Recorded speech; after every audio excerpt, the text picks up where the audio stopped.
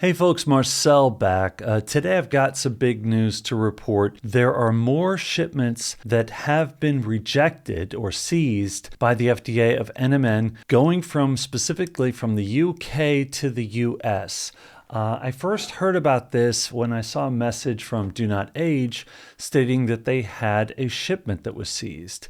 And I asked about that, inquired about it, and this is the memo I got, the official memo back, that several random shipments have recently been rejected when sent from the UK to the US containing NMN. I don't know what else they contained, but the shipments containing NMN were rejected randomly, not all shipments. Now, for those of you concerned in the US, there is still a large stock holding of NMN at the DoNotAge warehouse in the US, so you can still get NMN, but this is a fluid situation. Things are changing. We don't know where things are going to be in the coming weeks or months. And it's a warning. Just letting you know that this is going on, that this is expanded. Now, I want to talk for a moment about something very important, which is the Natural Products Association, which is the association for the supplement industry that has filed this lawsuit against two government agencies and their leaders. It is very important to support this fight, to be a member of NPA. You can't even contribute to the legal fund unless you're technically a member. So I joined, this channel has joined as a member, but we got curious and an associate of mine checked with 10 different companies selling NMN in the US.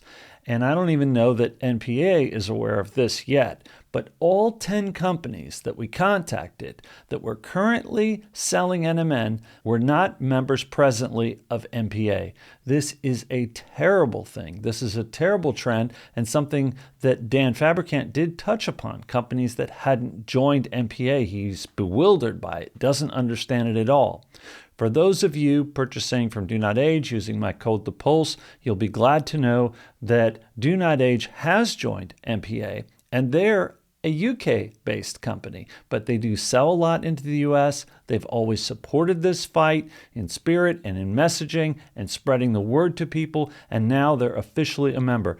That's a much bigger deal than myself as a channel, as an associate member now of NPA. It doesn't cost me anything but a couple $1,000s, and it's a lot. It's a lot for me, but it's nowhere near the many thousands of dollars that it costs a supplement company to join. But this is the kind of thing that we do this for. You join the NPA so they can go fight and defend your ingredients and the future of ingredients. And the trend in what FDA is doing represents a stifling of innovation, in Dan Fabricant's words. And as I've said, he was the former leader of the supplement division at FDA, so he knows a lot about that, and he can pick up the phone and talk to them and discuss these matters.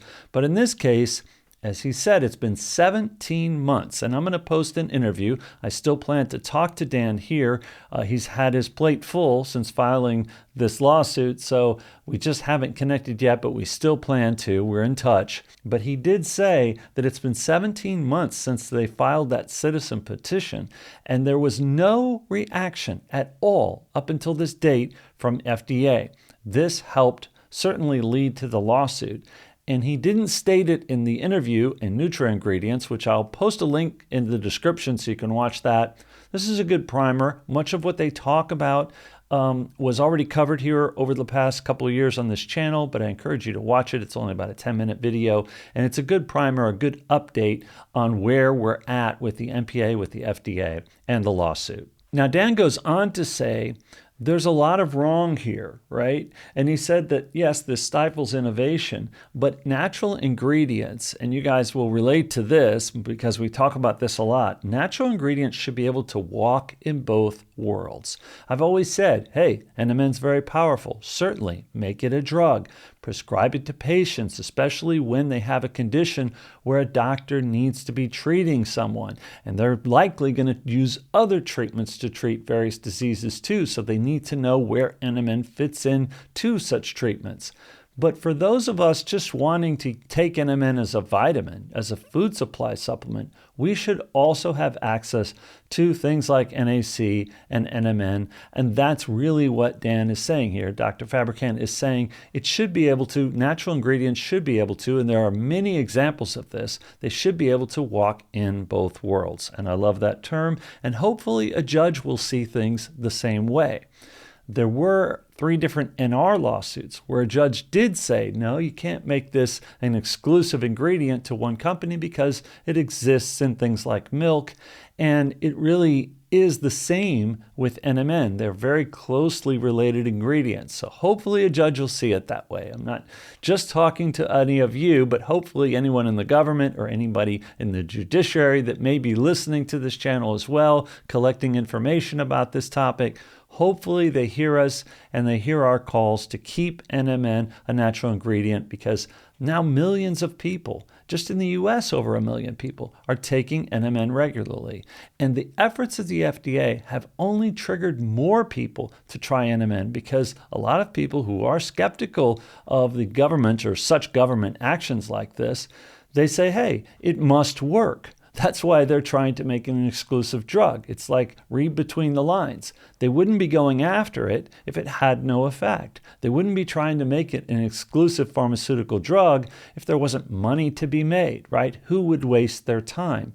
So something's going on. Now, I personally know and have reported many, many benefits, recently over 20, but I have another 5 to 10 on top of that I've noticed from NMN. So it's really hard to pigeonhole NMN and say, no, it's only used for this treatment, because it has such a wide breadth of benefits for people who take it that I just don't see how it can be, treated for acute illnesses or diseases when it can treat systemically so many parts of your body and so many general health benefits.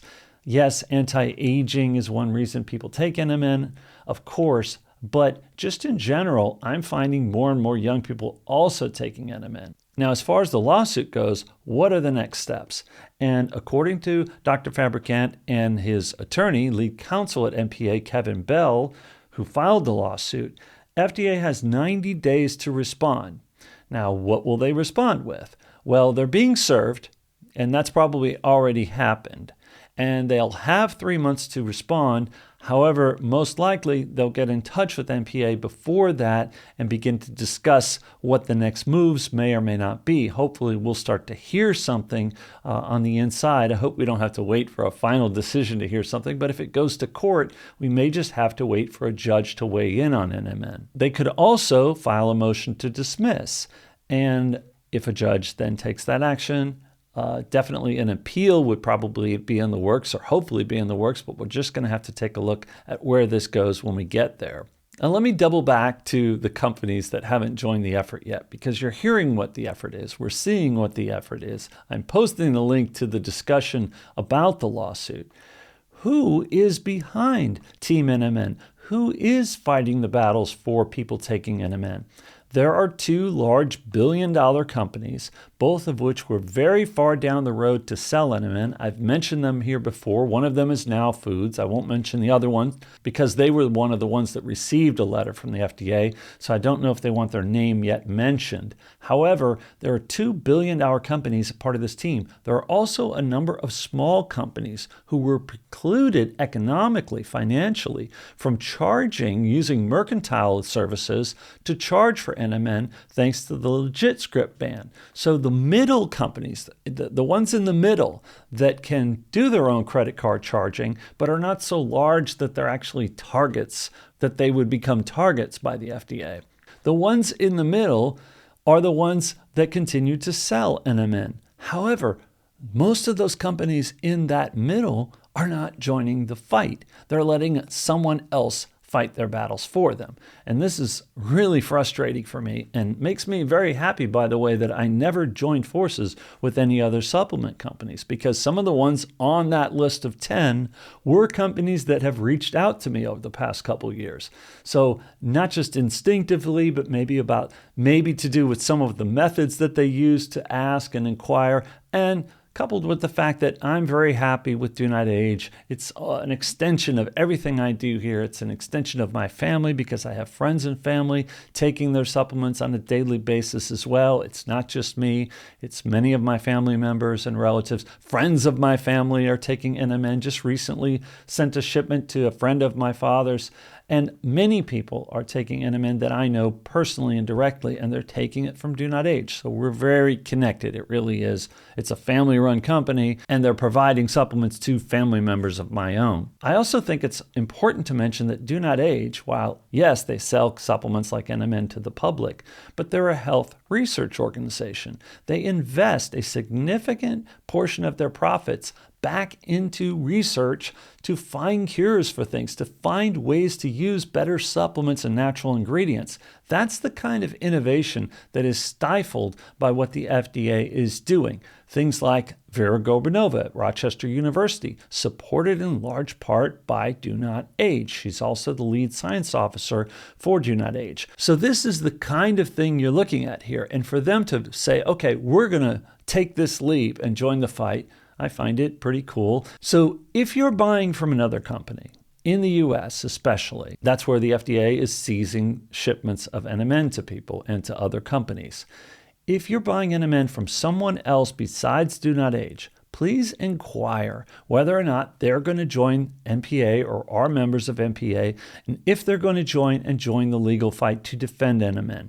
Because you're kind of going in two directions. When you're buying NMN from someplace that isn't joining the fight to protect NMN, you're not helping to assure that you're going to have a supply of NMN as a supplement going forward. Just some food for thought, or supplement food for thought, and I will update you guys with more information very soon. Thanks for watching.